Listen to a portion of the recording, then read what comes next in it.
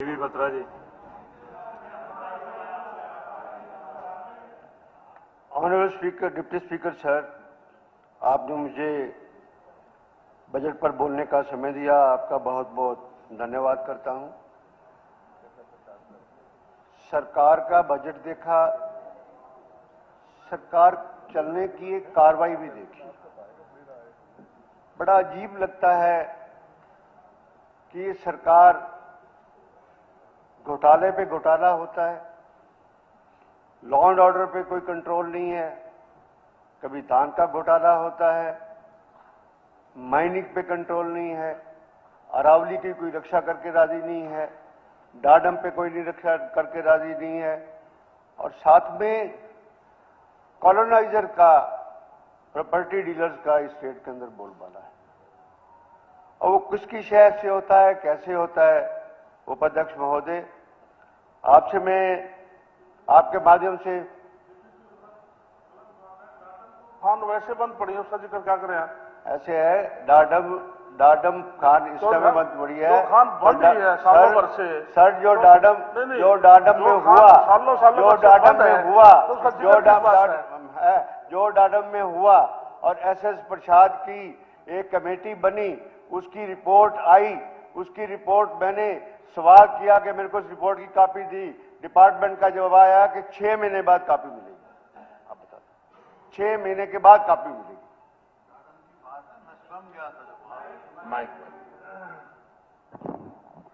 मैं स्वयं गया था जब वहां मजदूरों की डेथ हुई। क्यों हुई? एसआईटी बैठी, प्रसाद कमेटी बनाई, लेकिन कहाँ है रिपोर्ट? इतने दिन हो गए, कितने दिन की बात है वो? वहां कितने मजदूर मरे? क्योंकि 90% खुदाई कर दी, 200 फुट नीचे, बिल्कुल मतलब मौत के कुएं में डाल दिया लोगों को, और उसकी कोई आज तक कार्रवाई नहीं। नहीं, आपके मंत्री बनने से पहले की बात है। आपके मामला subsidy doesn't mean it should, कोई मामला सब्सिडी हम डिस्कस नहीं कर सकते। We are not passing any aspersion against any जज, we are not passing any aspersion against the judiciary, we are चलो छोड़ो, चलो इस बार छोड़ो, चलो ये बत्रा जी के लिए शुरू। ऐसे आप मंत्री नहीं थे उस समय, आप मंत्री नहीं थे, हम आपको नहीं कहते इस बात के लिए, पर अब भी डाडम जाके विजिट कराओ, हम आपके साथ चलेंगे। बोलो अभी डाडम चलो, हम साथ डेलीगेशन बनाओ, अभी आप चलो वहां पर, देखो क्या बुरा हाल है वहां पर उसमें। ऐसे सर, एक और फाइनेंस मिनिस्टर नहीं है यहां पर। अभी रोहतक के अंदर एक 77 करोड़ रुपए का घोटाला हुआ है, उसका सारा एविडेंस मैं सदन के सामने रखूंगा। एक company STL Haryana telecom limited, इसके बारे में समाचार पत्रों में भी आ रहा है। वो राय बहादुर लालचंद के पुत्र देवेंद्र सिंह ने वो कंपनी खोली थी। वो कंपनी फेल हो गई, कंपनी इनसॉल्वेंसी में चली गई। इनसॉल्वेंसी में जब गई कंपनी, एनसीएलटी के चंडीगढ़ के बेंच के आगे, पवार साहब बहुत इंपॉर्टेंट बात है, इस बात के लिए आप तवज्जो से इसको देखेंगे कि कैसे सरकार के पैसे की लूट, आप लोग एक एक पैसा बचाते हो, पीडब्ल्यूडी मिनिस्टर पब्लिक एक पैसे को बचाते हो, आप माइनिंग से सेवा करते हो, और मैं यह दिखाऊंगा कि पैसे कैसे सरकारी पैसा माफ किया जाता है, किस तरह से माफ किया जाता है, मैं आपको दिखाऊंगा सर। उसमें यह था कि एनसीएलटी में इंसॉल्वेंसी की प्रोसीडिंग शुरू हुई। एक व्यक्ति जो रेजोल्यूशन एप्लीकेंट था, लीगल टर्म है कि जिसने बोली थी, वो बोली 18 एकड़ जमीन थी sir, honourable deputy speaker sir, और 25 करोड़ 14 लाख में हुई। 4 लाख रुपए, 4 करोड़ रुपए अर्नेस्ट मनी बननी थी। जो रेजोल्यूशन एप्लीकेंट था जिसने बोली थी, उसने भरी नहीं। और एक और कंपनी, शेल कंपनी, जो shell company Kishori ji properties and jewellers limited, बीच में एंटर कर दिया। और जो 4 करोड़ फॉरफिट हुआ था, बाकी 21 करोड़ राव साहब वो पैसे उस कंपनी ने डायरेक्ट जमा करा दिए। उस कंपनी ने कोई बिड नहीं दी, वो कंपनी कभी पार्टी नहीं थी, एक शेल कंपनी बनी। और शेल कंपनी किस लिए बनी? वो सारे के सारे बीजेपी के नेता थे। अगर आप कहें तो मैं लिस्ट सदन पर भी रख सकता हूं, सीट कवर में आपको भी दे सकता हूं, आपको भी दे सकता हूं उसमें 25 करोड़। उसके बाद क्या हुआ सर? अब आपकी सरकार है, आपकी सरकार ने एनसीएलटी के अंदर जवाब क्या दिया, वो मैं, आप सीनियर मंत्री बैठे हुए हैं, मैं वो जवाब पढ़ना चाहता हूं उस बात के लिए। उन्होंने ये कहा कि इस जमीन का कलेक्टर रेट 9,000 रुपया गज है और जिसकी कीमत बनती है तकरीबन 74 करोड़ 98 लाख, पर मार्केट रेट के मुताबिक उस जमीन की कीमत 200 करोड़ से कम नहीं है और प्रेजेंटली 300 करोड़ है ये। और उस जमीन के ऊपर सरकार ने 98 करोड़ रुपए का लोन है। सरकार व पार्टी है ये बात कह रही है, सरकार को अपनी रिकवरी की कोई फिक्र नहीं, और सरकार ने वो 25 करोड़ की जो बिड है उसको अप्रूव होने दिया। सरकार ने उसके खिलाफ नेशनल ट्रिब्यूनल के अंदर, अपीलेट ट्रिब्यूनल के अंदर कोई अपील दायर नहीं की, किसी हालत में कोई अपील दायर नहीं की। और उसके बाद ऑनरेबल स्पीकर सर, जो किशोरी देवी एंड कंपनी है जिसकी टोटल वर्थ जो है जी सिर्फ 1.5 लाख रुपया है, और मैं आपको पत्र दूंगा जिस पत्र के बेसिस के ऊपर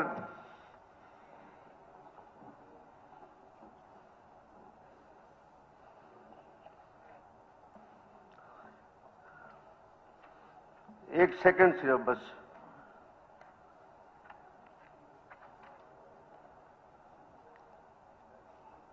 जी,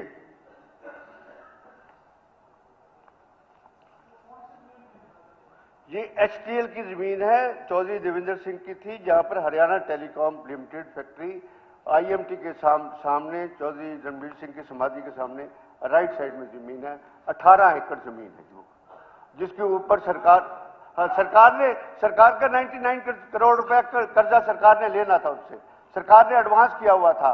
जब चौधरी बंसीलाल के टाइम में ये फैक्ट्री शुरू हुई थी, चौधरी देवेंद्र सिंह को उन्होंने इनिशिएटिव दिया था तो फैक्ट्री लगा, वो आईसीएल के मालिक थे, डीएलएफ के भी साथ में पार्टनर हैं, बहुत बड़े अच्छे बिजनेसमैन थे, उन्होंने और सरकार ने कुछ जमीन एक्वायर करके भी दी, और सरकार ने कर्जा दिया और साथ में उसका मेरिटोरियम पूरे पीरियड रखा कि इतने टाइम में, ये इंडस्ट्री डिपार्टमेंट के मालिक बैठे हैं, इतने टाइम में आपको कोई इंटरेस्ट नहीं दिया जाएगा, कोई आपको इंस्टॉलमेंट भरने के लिए मेरिटोरियम पीरियड उसका सारा रख दिया।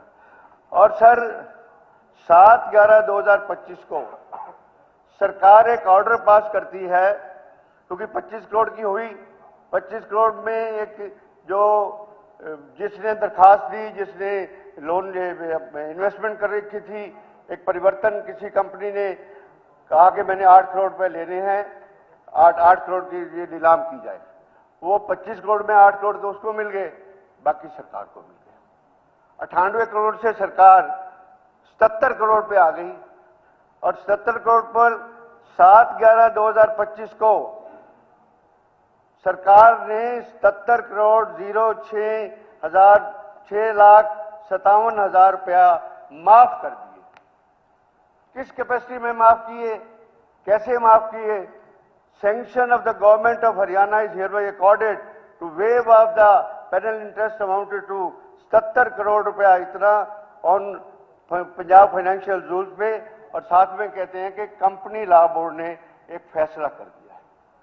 Honourable speaker sir, company law board ने जो चंडीगढ़ ने फैसला किया, उसने अभी तक फाइनलिटी अटेन नहीं की है, उसकी अपील अभी पेंडिंग है।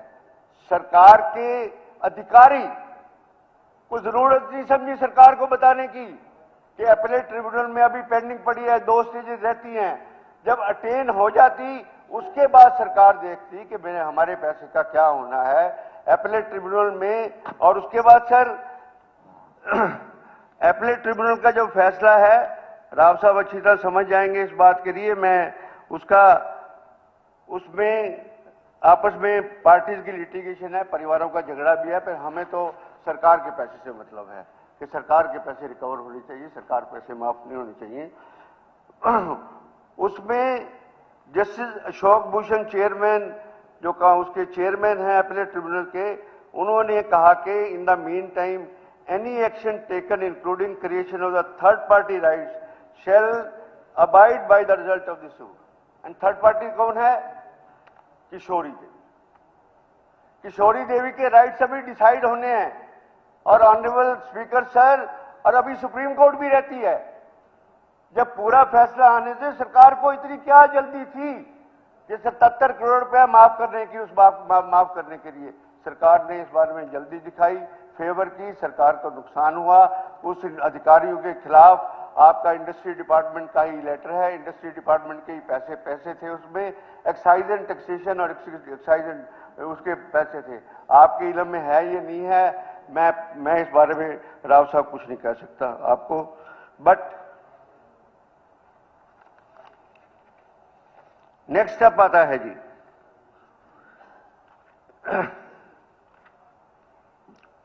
एक तो उसमें जो मेन सोर्स किशोरी देवी, एक बड़ी हैरानी होती है और कोई बात नहीं होती कि शिवालय कंस्ट्रक्शन कंपनी बीच में इन्वॉल्व है और शिवालय वाले आपके राज्यसभा के कैंडिडेट बन रहे हैं। ये फेवर है। और उसके बाद मैं किसी एक राजनीतिक हैं बंदे, उनके बेटे भी है, पर मैं उनका नाम नहीं लूंगा सदन के अंदर। हाँ जी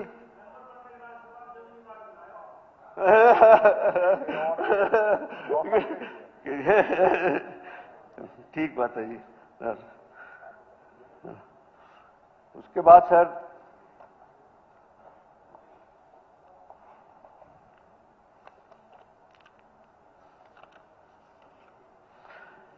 उसके बाद ट्रिब्यूनल के फैसले के बेसिस के ऊपर किशोरी देवी एचसीएल के अंदर डायरेक्टर बन जाती है। डायरेक्टर बनने के बाद अब फॉरेस्ट डिपार्टमेंट गंगवा साहब के पास है या फॉरेस्ट डिपार्टमेंट राव साहब के पास है। आपके माध्यम से राव साहब 500 पेड़ शीशम के उस 18 एकड़ में से बिना परमिशन के काट दिए गए। एक एक पेड़ को मरते हैं हम। 500 पेड़ उन्होंने काट दिया उस बात के लिए, और लाइसेंस के लिए अप्लाई कर दिया, नक्शा पब्लिश कर दिया, मांझी होम्स के नाम एडवर्टाइजमेंट कर दी, एडवर्टाइजमेंट इन्विटेशन लेटर भेज दिए सबको करने के लिए, और उसके इन्विटेशन लेटर भेज दिए और उसके बाद एप्लीकेशन को बड़ी स्पीड से प्रोसेस हो गई, एक दिन के अंदर ही प्रोसेस होकर आगे चलने लगी। और सबसे बड़ी बात है कि वो विधाता जो कुछ और देखता है, एक्चुअली बाई चांस उन फैमिलीज के डिस्प्यूट में अल्टीमेटली वो जमीन जो थी जी वो 90 साल की पट्टे पे किसी और के नाम थी। एनी हाउ, बट कोई भी कॉलोनाइजर बिना परमिशन लिए क्या कोई किसी कॉलोनी के एडवर्टाइजमेंट कर सकता है? आप सभी सीनियर बैठे हैं। कभी नक्शा पब्लिक में आते ये नक्शा कर सकता है, कभी एडवर्टाइजमेंट कर सकता है। Town and country planning department ने, हाँ जी बिल्कुल, मैंने लाइसेंस के बाद तो बयान साहब को पता है ना, एक्चुअली आपकी बात नहीं, बयान साहब को पता है इस बात के लिए कि मंजूरी के बाद ही, मंजूरी से पहले आप किसी हुआ क्या, पहले ही सबसे पैसे ले लो और कॉलोनी काट लो, यही रिवाज हो गया। उसमें बात ही उसी पब्लिकेशन है। अरोड़ा साहब जिक्र कर रहे थे कोहिनूर का, ये कोहिनूर भी यही हाल है, 350 एकड़ की टाउनशिप है। उससे इमीडिएटली आपके माध्यम से you are being the industry minister, you are being the forest minister, immediately इसकी इंक्वायरी होनी चाहिए कि एनसीएलटी की प्रोसीडिंग जब तक फाइनलिटी नहीं अटेन की थी, किस कैपेसिटी में, किस पावर में सरकार के 77 करोड़ रुपए को चूना लगा दिया गया। ये मेरा आज इश्यू है। यही बात मैं आपके माध्यम से यही बात कहना चाहता हूं। बिल्कुल दे दूंगी, कागज दे दूंगा, मैं आपको कागज दे के जाऊंगा सर सारे।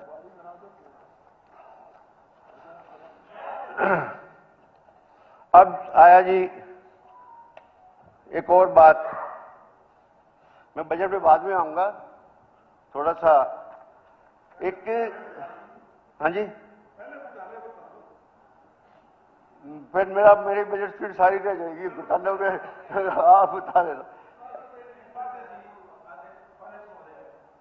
माननीय अरोड़ा जी कह रहे हैं कि पहले घोटाले निपटा दो।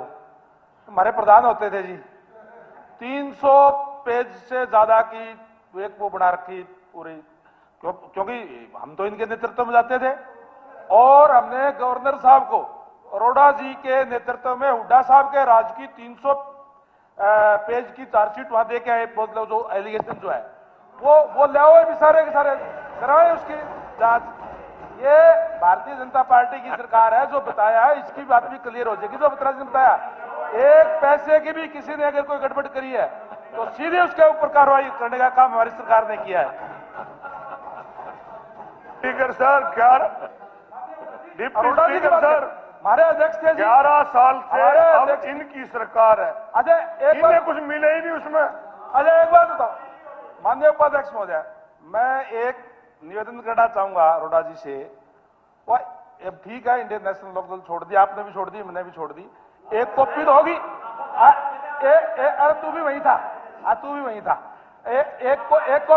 एक कॉपी तो होगी, बात तो याद हो एक बार क्या था उसमें।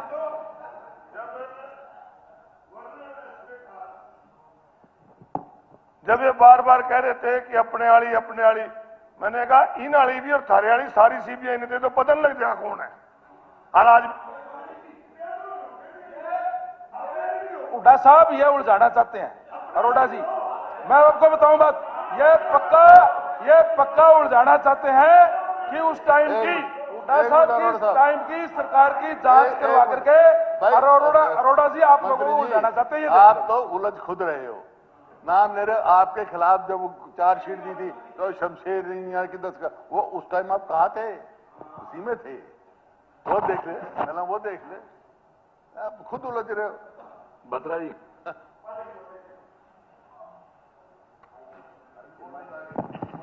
उपाध्यक्ष महोदय, जो गंगवा साहब जिक्र कर रहे हैं जी, उस टाइम मेरा भी नाम लिया कि मैं भी ओढ़े था, हमें सारे बका रखे थे उस टाइम, उपाध्यक्ष महोदय भी बका रखे थे उनने।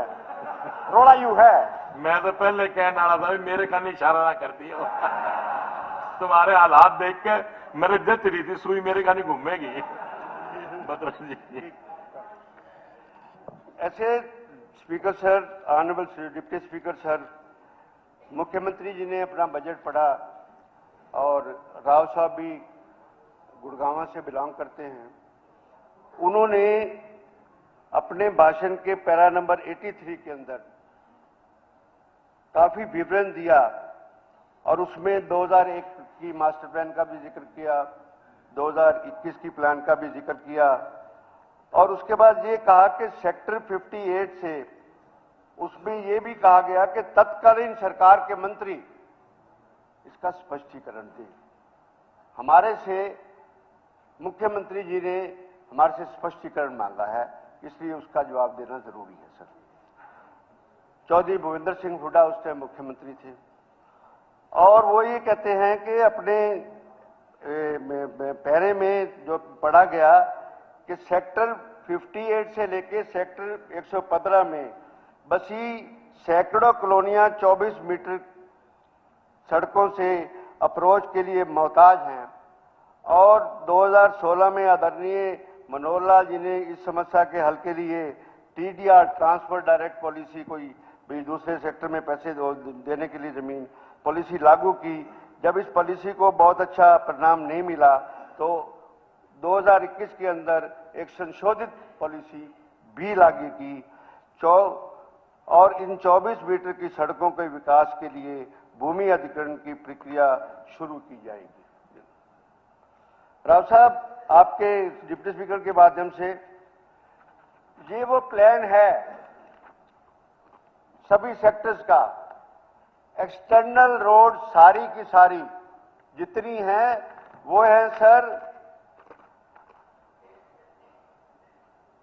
60 मीटर, 90 मीटर, 75 मीटर और 150 मीटर। हाँ जी, मैं बता रहा हूँ 24 मीटर आता हूँ। एलिगेशन क्या था कि 24 मीटर जो है ना जी, वो सेक्टर प्लान के अंदर आती हैं। मैं आपको ज्यादा समझ है इस बारे में, सेक्टर प्लान के अंदर आती है। जो सड़कें सेक्टर प्लान के अंदर आती है उसकी जिम्मेवारी उसकी होती है जिसको लाइसेंस दिया जाता है। उसी ने ही वो सेक्टर प्लान तभी सैंक्शन होता है, तभी उसको कॉलोनी का लाइसेंस हुआ है। हुआ क्या उस टाइम एक्चुअली कि सबसे बड़ी बात है कि आपको तो गुड़गांवा हमने पका पकाया बढ़िया दे दिया और सब कुछ गुड़गांवा की प्लानिंग हमारे टाइम सारी अच्छी हुई। अरे साहब, ये बत्रा साहब क्या कह रहे हैं? 2021, 2025, 2031 3 मास्टर प्लान कांग्रेस शासन में गुड़गांव में आए। 24 मीटर की साहब सड़क इनने दिखा दी और लाइसेंस दिए 2 क्रम के रास्ते पे, 3 क्रम के रास्ते पे, और 24 और जो 90 मीटर के हुड्डा साहब छोड़ के गए, 150 मीटर के, 75-60 मीटर के एक बार के पैसे नहीं दे के गए किसी को भी। उनकी कीमत हमने दी और 10 करोड़ 95 लाख रुपए, 11 करोड़ 90 लाख रुपए, इतने तक थी। यदि उस टाइम जब इनने अखबार किया और ईडीसी के पैसे लिए उस टाइम यदि ये अखबार कर लेते तो उसका भाव आता 1.5 करोड़ 2 करोड़ रुपए एकड़ का। मनोहर लाल जी तो उसको कैंसिल करने वाले थे, मैं सदन में कहना चाहता हूं, लेकिन हमने कहा ना साहब, लोगों को कांग्रेस शासन भी सरकार चलाई, लोगों के द्वारा बनाई गई थी, उनने लाइसेंस दिए, तो ये अब सरकार का फर्ज है इसको अखबार करो। तब हमने उसके पैसे दिए। और 24 मीटर का तो लोग इतने परेशान हैं साहब, ये 58 से 155 तक 5-6 सेक्टर छोड़ दो, सारे मेरी विधानसभा में आते हैं। ग्रुप हाउसिंग सोसाइटी में 1000 ग्रुप हाउसिंग सोसाइटियां होंगी और कई सोसाइटी में इतना बुरा हाल है कि 2-3 क्रम के रास्ते में 1-1 किलोमीटर तक जाना पड़ता है। गर्मियों के दिनों में जब औरतें बच्चों को छोड़ने आती बस के लिए तो उनको 1.5 किलोमीटर 2 बजे वापस लेना पड़ता है। बहुत परेशान है, हो ही नहीं पा रहे। हमने पॉलिसी भी लिया जब भी नहीं आ पा रहे, तो ये कर्म तो आपने करे और हम तो भुगत रहे। साहब बहुत अच्छा गुड़गांव छोड़ गए आप। पॉइंट उठा दिया। मैं उपाध्यक्ष महोदय, इस बात के लिए मैं क्लैरिफाई करता हूं कि जितनी भी रोडें मैंने भेजी हैं, बोली हैं, सभी की सभी मौके पे देख लो सेक्टर के 24 मीटर के साथ कनेक्टेड हैं। एक भी रोड बिना कनेक्टेड के नहीं है। असल में झगड़ा क्या है कि जब लाइसेंस ले लिया, दूसरा सेक्टर आ गया, उसमें थोड़ी बीच में जमीनों के टुकड़े बच गए, उसका चाहे वो 2 क्रम का रास्ता था, चाहे कितना रास्ता था, वो मालकों के हो गए और उसके लिए हम तो बना के छोड़ गए। और उसके बाद 21 साल में या तो आप जो टुकड़े बच गए थे उनके लाइसेंस दे देते, कोई दिक्कत वाली बात नहीं थी, या फिर उनको एक्वायर कर लेते। ना आपने एक्वायर की ना की। और आपने क्या पॉलिसी अपनाई, टीडीआर की जो पॉलिसी अपनाई कि अगर मेरी जमीन या आपकी जमीन 1-2 सेक्टरों के बीच में थोड़ी सी फंसी हुई है, आपको ऑप्शन दे दी कि दूसरे सेक्टर में जाके जमीन ले ले और ये जमीन हमारे को दे दे। उसमें क्या किसी ने ध्यान रखा कि दूसरे सेक्टरों की डेंसिटी कितनी है, कितनी डेंसिटी है? जो टीडीआर जो स्कीम 2021 की आई वो जब मास्टर प्लान के खिलाफ है। आप अच्छी तरह जानते हैं कि पंजाब शेड्यूल्ड रोड 1963 के एक्ट के अंदर मास्टर प्लान की एक सेंटेंस होती है, कानून होता है। अगर उसके खिलाफ कोई स्कीम बनेगी तो वो स्कीम भी इलीगल कहलाएगी। इसका तरीका ये है कि आप सीधा का सीधा उस जमीन को एक्वायर कर लो या उन जमीनों के लाइसेंस दे दो। पर ये बात कहनी कि 24 मीटर के साथ कनेक्टेड नहीं है, ये फैक्चुअली इनकरेक्ट है सर, रोड की बात। हाँ, यही है। बाकी जमीनों को एक्वायर कर लो, सरकार की आमदन आ जाएगी, या उन पर लाइसेंस दे दो, तभी सरकार को पैसे मिल जाएंगे सर। क्योंकि इस बात का, क्योंकि उन्होंने हमारी सरकार पे, और हुड्डा साहब उस टाइम इस डिपार्टमेंट मंत्री थी, इसलिए इसका थोड़ा सा विवरण देना आपके मध्य से जरूर। प्लान शुरू हुआ, वो मंजूर हुआ 2001 में, 82 में उसका कंसीव हुआ। हाँ, 82 में शुरू हुआ था, 2001 में हुआ। 2001 में जो सेक्टरल प्लान था उसमें 18 मीटर की सड़क थी। हमारे प्लान लेकर आए, मैं फ्लोर ऑफ द हाउस कहता हूं कि आपने बहुत चौड़े रास्ते दिए गुड़गांव में, लेकिन एक बार नहीं करके गए। पहले तो 9 मीटर 12 मीटर के थे, नहीं, आपने 150 मीटर तक भी कराया। बात सुनो, आप ये नहीं कह सकते एक्वायर नहीं किए। हमने नोटिस निकाले, करे, कुछ कंपनसेशन भी दिया, फिर कोर्ट से स्टे था, कोर्ट से स्टे था। कोई फिर स्टे नहीं साहब, आप द्वारका- पैसा नहीं दे के गए हुड्डा साहब, मान लो आप। मेरी बैठ जाओ। जो द्वारका एक्सप्रेसवे है वो कोर्ट से स्टे था, स्टे के होने के बाद हुआ। आपने एक बार करा, हमारे तो स्टे- द्वारका एक्सप्रेस में तो करा, लेकिन गुड़गांव अखबार सारा किया छोड़ जब दिया। तो स्टे हुआ कोर्ट से, तब तो ये सारा गुड़गांव- बहस का मुद्दा नहीं है, आपसे बहस का मुद्दा नहीं है। सवाल इस बात का, जो बजट स्पीच में कहा गया कि 24 मीटर से कनेक्टिविटी नहीं थी, ये गलत है, मेरा इतना कहना है। जी बसरा जी। अब मैं बजट पे आता हूं जी। मेन सरकार ने 2,23,06,98 रुपए का बजट पेश किया और रेवेन्यू डेफिसिट 13,188 करोड़। जो सरकार रेवेन्यू डेफिसिट के बेसिस पे चलेगी, उस सरकार की व्यवस्था को आप सुदृढ़ कैसे कर सकते हैं? इस बात के लिए ये बड़ा चिंता का विषय है। ये मैं अपनी आपकी नहीं कह रहा, ये काफी लंबे समय से चला आ रहा है कि रेवेन्यू जो डेफिसिट होता है उसकी वो कम होता ही नहीं कभी। सरकार के खर्चे ज्यादा हैं, आमदन कम है, कर्जे लेते हैं, कर्जों से सरकार चलती है। उसी से जो सरकार कर्जों से चलती है वो कभी भी अच्छी डेवलपमेंट प्रांत के अंदर नहीं दे सकती। ये सभी बड़े बड़े जो प्रोफेसर हैं, सबका इस बात के लिए ओपिनियन है, इस बात के लिए सर। उसके बाद सर आपने रीपेमेंट ऑफ लोन दिया 36,101.68, आपने लोन वापस कर दिया। आपने 29,266.62 इंटरेस्ट का भुगतान किया।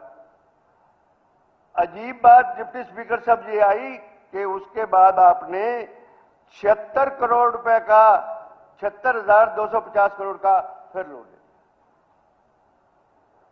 फिर तो वही है कि लोन आपने लिया, आपने रेवेन्यू डेफिसिट को पूरा करना था, उसलिए आपने लोन ले लिया। अब सेंट्रल की ग्रांट पे मिनिस्टर हो जाएगा और सबसे बड़ी बात यह है कि 2,23,658 करोड़ के बजट के ऊपर आपको सर कैपिटल इन्वेस्टमेंट के लिए आपके पास 10% है, 9.7% है।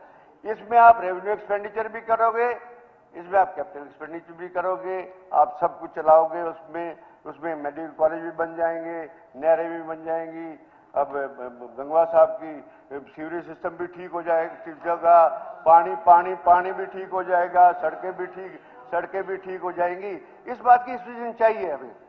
हाँ जी,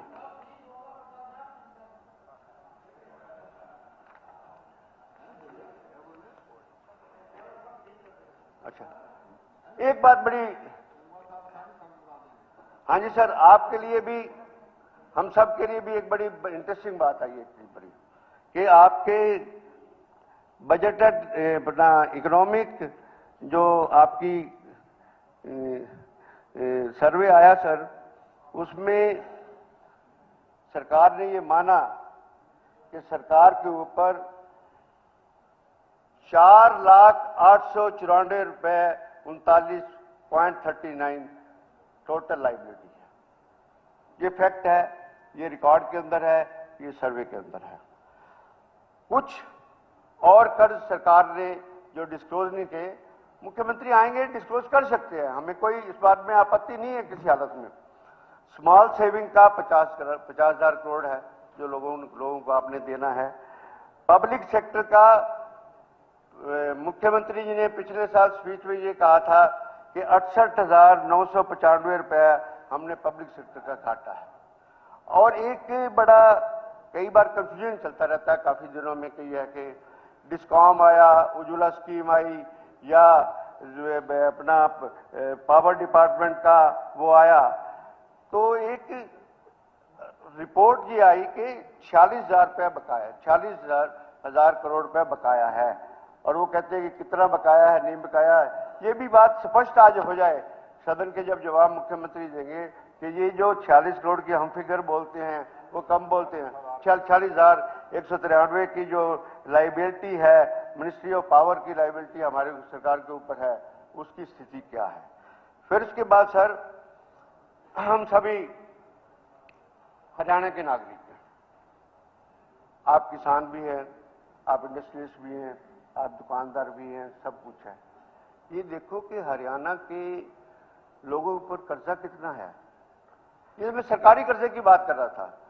सरकारी कर्जा सर जो है वो 6,09,712 करोड़ रुपए है, जो आपकी बिल्कुल रिकॉर्ड के मुताबिक ये कर्जा है। आपने 392 उसमें लिखा बजट में, पर एक्चुअल जो कर्जा है वो इतना है 6,09,712 करोड़ रुपया। अब आता है, मैं बताता हूं कि अब रिजर्व बैंक की थोड़ी सी फिगर्स हैं और हम सबको एक अलार्मिंग भी होना चाहिए, पता भी होना चाहिए कि हमारा एग्रीकल्चर में कमर्शियल बैंक का हमारे किसानों पे जो कर्जा है वो है स्पीकर सर 74,303 करोड़ रुपए। और पर्सनल लोन, मैंने गाड़ी का लोन लिया, आपने गाड़ी का लोन लिया, पब्लिक की गाड़ी का लोन लिया, ऑफिसर ने गाड़ी का लोन लिया और सबने लोन लिया, व्यापारी ने लोन लिया, बड़े बड़े बिजनेसमैन ने लोन लिया, ये कुछ है। तो जो पर्सनल लोन है सर वो 2,19,486 रुपए। ये सेक्शन ये 2025 तक रिजर्व बैंक के आंकड़े हैं, ये मेरे आंकड़े किसी हालत में नहीं है। उसके बाद जी इंडस्ट्री सेक्टर आया। इंडस्ट्री सेक्टर जब आया तो इंडस्ट्री सेक्टर में जो इंडस्ट्रीज के ऊपर लोन है, हम जीएसडीपी जब काउंट करते हैं तब तो हम काउंट करते हैं कि इस फैक्ट्री की इतनी इनकम है, इस फैक्ट्री ने, मारुति ने इतने पैसे कमा लिए, इस पैसे ने कमा लिए, सैमसंग ने इतने पैसे कमा लिए, हमारे प्रदेश के अंदर है, फरीदाबाद बड़ा आगे चला गया, गुड़गांव आगे आगे आगे आगे चला गया, चला गया। उस इंडस्ट्रियल सेक्टर के ऊपर 1,85,067 करोड़ लोन है इस टाइम। वो लोन किसका है? टोटल मिला के दोनों लाइबिलिटीज को मिला के मंथली है सर 10,88,568 करोड़, जिसमें आम नागरिक के ऊपर भी कर्जा है और साथ में सरकार का भी कर्जा है। और हमारी करंट रेट के ऊपर जीएसडीपी 13,67,769 करोड़, जिसमें 10 लाख तो हम कर्जाई हैं। कौन से प्रांत की, कौन सी डेवलपमेंट की आप इसमें बात कर रहे हैं? इस बात के लिए कर्जाई हैं। कितने परसेंट बना? 13 करोड़ पे 13 लाख में 10 लाख रुपए तो हमारा करोड़ कर्जा ही है उसमें। और कर्जे का भुगतान भी हमने करना है। इसके अलावा एक और भी कर्ज हमारा है जो अनऑर्गेनाइज सेक्टर का है। मैं गया किसी दुकानदार के पास, मैं गया व्यापारी के पास, मैं गया मंडी के अंदर, भाई लाला जी पैसे उधार दे दे, कोई फाइनेंसर से उधार देता है। आजकल तो फाइनेंसर भी 6% पे लोगों को लूटने के लगे हुए हैं। वो भी एक बहुत बड़ा एक जाल फैला हुआ है और हमारे लोग उसमें फंसते हैं। दिन के 5% पे 6% पे पैसे लेके आते हैं। ठीक बात है कि पुलिस ने भी इस बारे में शिकंजा करने की बात की है, इस बात में कि पिन पॉइंट करो कि कौन से इस तरह लोगों को करते हैं। कुछ है, अगर उनका भी लोन मिला दिया जाए, सारा मिला दिया जाए, तो भाई जीएसडीपी और कर्जा बराबर हो जाता है। ये थी हमारी फाइनेंशियल पोजीशन की, जो हमारी पर कैपिटल इनकम है। उसके बाद आई जी per capita income. Per capita income है सर आपकी 3,95,000।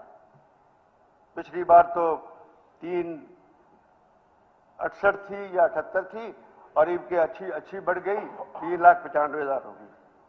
रिकॉर्ड की बात है। ऑनरेबल डिप्टी स्पीकर सर, वरिष्ठ मंत्री बैठे हैं, 10 फैमिलीज में से 7 फैमिलीज जो हैं उनकी इनकम 1,80,000 से कम है। अगर ये फैक्ट ना हो तो आप बताओ।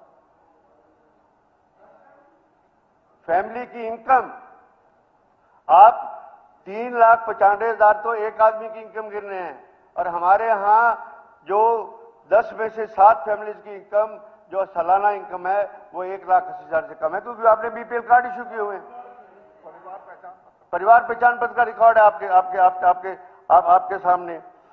और परिवार पहचान पत्र के द्वारा आपने मार्च 2025 के अंदर 51,83,000 कार्ड बिलो देन 1.80 के इनके किए हुए इशू हुए। अब मैं आता हूं कि रफली पॉपुलेशन आज के दिन में पूरा सेंसस तो हुआ नहीं है, अब हम 2.8 हैं या 2.9 हैं या 2.75 हैं। स्पीकर सर,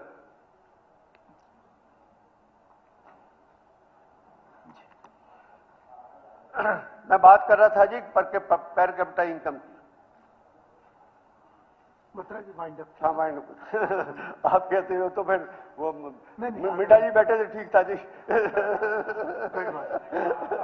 समय काफी हो गया ना, बाकी लोग भी बोल रहे। चलो कोई नहीं। ऐसे सर कि 3,95,000 तो पर कैपिटा इनकम होगी, 10 में से 7 फैमिलीज की इनकम 1,80,000 से कम होगी। सर 70% पॉपुलेशन आपकी 1,80,000 से कम है, ये बहुत चिंता का विषय है।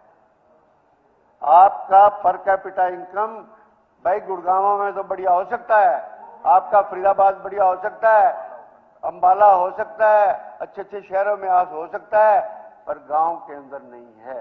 एक यूनिफॉर्मिटी है, सब कुछ है, तब तो उस पर कैपिटा इनकम का फायदा है। अदरवाइज गरीबी की रेखा में 70 से 1,80,000, मैं गरीबी की रेखा तो नहीं कहूंगा क्योंकि उसका स्टैंडर्ड एक और नीचे आ जाता है, पर 1,80,000 पे आप फ्री बाइस देते हैं, सब कुछ करते हैं, तो वो पॉपुलेशन जिस प्रांत की 70% होगी, उस प्रांत के विकास के लिए आप कहां पर किस हिसाब से जाएंगे उसमें। मैं सिर्फ आखिरी पॉइंट उसमें ये दे दूंगा जी के, और एक बस वो सबसे इंपॉर्टेंट पॉइंट है और एक लीगल पॉइंट है, उसकी बात करूं।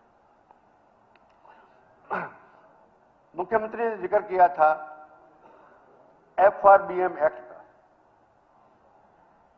सर रेवेन्यू डेफिसिट को मेरे को डिफाइन करने की जरूरत नहीं है, पर FRBM एक्ट कहता है कि अगर आप GSDP के कंपैरिजन में अगर आप कर्जा लेते हो तो आपको रेवेन्यू डेफिसिट 0 करना पड़ेगा।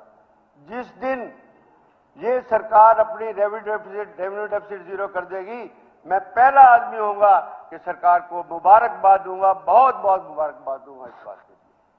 रेवेन्यू डेफिसिट पूरा नहीं करो और उसके बाद लोन की रेशो बढ़ा दो, वो बिल्कुल गलत है। फिस्कल डेफिसिट आपने कंट्रोल कर लिया कि वो GST से रिलेट करता है, आपने कहा कि हम विदिन 2.87 उसी 3% से इंक्लूड नहीं करते हैं। उसके बाद सर इंपॉर्टेंट बात जो है वो मैं इसी पॉइंट को लूंगा, पॉइंट तो बहुत ज्यादा है सर, उसमें वो आ जाएगी कि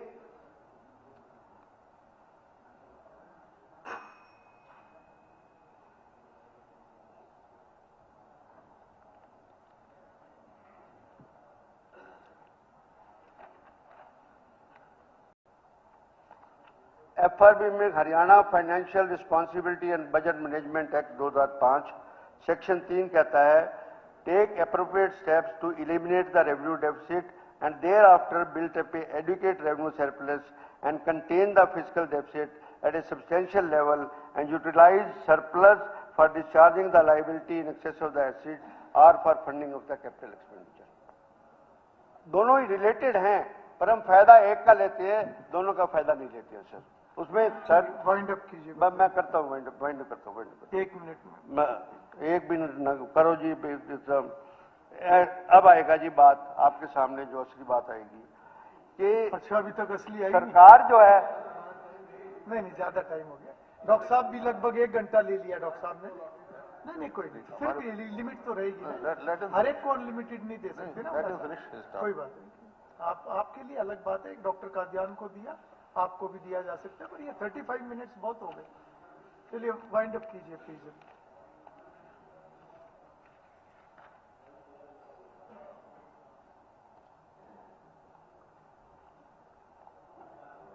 सेकंड राउंड कर लेना फिर बाद में 2 दिन बाद। जी अब आता हूं जी मैं एक बड़ी ये डबल इंजन सरकार की तो मर्जी हो गई कि हम सेंट्रल गवर्नमेंट जितना मर्जी उतना लोन ले लें, स्टेट गवर्नमेंट जितनी मर्जी लोन ले ले उस बात के लिए। और जो कर्जा हम अपनी लिमिट से बाहर जाके लेते हैं उसमें FRBM एक्ट के अंदर एक रिव्यू कमेटी बनी और उस रिव्यू कमेटी ने सर ये लिखा कि रिव्यू कमेटी में GDP रेशियो से सीलिंग की 40% सेंट्रल गवर्नमेंट की सीलिंग कर दी कि जितनी आपकी GSDP है वहां GDP एप्लीकेबल होगी कि उसके 40% तक आप कर्जा ले सकते हैं और स्टेट को लिमिट किया सर 20% तक। बताएंगे अब कि आप तो 36% पे खड़े हो, 30% से फालतू पे खड़े हो और आप कहते हो कि हम विद इन लिमिट सारा कुछ कर रहे हैं। ये सब कुछ विद इन लिमिट्स हो रहा है, सब कुछ हो रहा है, किस बात के लिए हो रहा है? और हवाला देते हैं। आज मैं विद ऑल कनेक्शन कहता हूं फाइनेंस कमीशन की कोई रिपोर्ट हो, FRBM की कोई रिकमेंडेशन हो, वो FRBM एक्ट को सुपरसीड नहीं कर सकती। सेंट्रल गवर्नमेंट को चाहिए या हमारे प्रांत को भी चाहिए, हमारी सरकार को भी चाहिए कि अगर ज्यादा लोन की बात करते हैं, आप उधार की बात कर लेना चाहते हैं तो पहले स्टेट का एक्ट उसको चेंज करो, रिकमेंडेशन नहीं। श्री मनमोहन भड़ाना।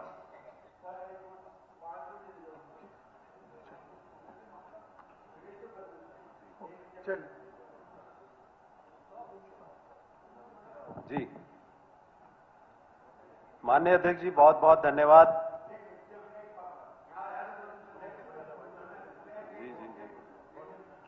हाफ मिनट, चलो लास्ट 3-4 मिनट, हाँ। Last 1 minute. अब आया जी के 1 मिनट बड़ा इंपॉर्टेंट सिर्फ टॉपिक, कंक्लूड कीजिए। सब कंक्लूड कर रहा हूँ बहुत- सर, सीनियर कंक्लूड मेंबर कर रहा हूँ बोलेंगे ना, वो सर, करेंगे कंक्लूड कवर। कर रहा हूँ गीता जी बैठी सर, है, सारी तैयारी सर, करके बैठी कंक्लूड है। कर रहा हूँ सर, आफ्ताब जी सर, बैठे, सब बोलेंगे। हाँ सर, कंक्लूड कर रहा हूँ करो सर, कंक्लूड प्लीज करो। हाँ जी। मनमोहन जी 2 मिनट। ठीक आप है। 2 मिनट।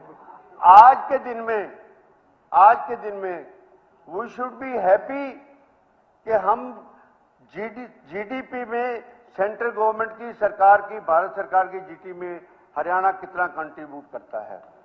इसी एक ही ले लेता हूं जी, और तो बहुत सारे हैं कि भेजता हूं। और टेबल जो दिखाती है सर 2013-14 में 3.5% हमारा शेयर था जितनी हिंदुस्तान ने तरक्की की। और आपने 10 साल राज किया, 11 साल राज किया। आप ट्रिपल इंजन की सरकार कहते हैं, डबल इंजन की सरकार कहते हैं। आप कहते हैं कि हमने हिंदुस्तान का नक्शा बदल दिया, हम 2047 का विजन, हम 100 साल का विजन करते हैं। और आपके माध्यम से राव साहब हम पहुंचे कहां हैं? 3.5 से लेके 3.7 तक। इतनी 10 साल 11 साल में आपका कंट्रीब्यूशन सेंट्रल गवर्नमेंट में इतना ही बड़ा ये कुछ है। ये फिगर आपके ये जो है इकोनॉमिक सर्वे के हिसाब से मैं दे रहा हूं सर, उसमें कोई बात नहीं। 11-12 से कंपेयर किया है 3.5 और 2024-25 के अंदर 3.7 थी, सिर्फ 0.2 ज्यादा थी। और आपने अब प्रोजेक्ट की है 3.8। तो मामला बढ़िया नहीं है, मामला बहुत गड़बड़ है। गड़बड़ नहीं, बहुत गड़बड़ है। इस बात के लिए, इस बात में संजीदा होके रेवेन्यू बढ़ाओ, हमें कोई दिक्कत नहीं है। रेवेन्यू को सोर्सेज बढ़ाओ, ये माइनिंग की चोरियां रोको, ये इसकी बना रेत की चोरियां रोको, ये कॉलोनाइजर वाली हेरिया फेरियां रोको, सारा कुछ रोको, आमदन बढ़ाओ सरकार की। अगर आपने अच्छा राज करना है तो, नहीं तो आपने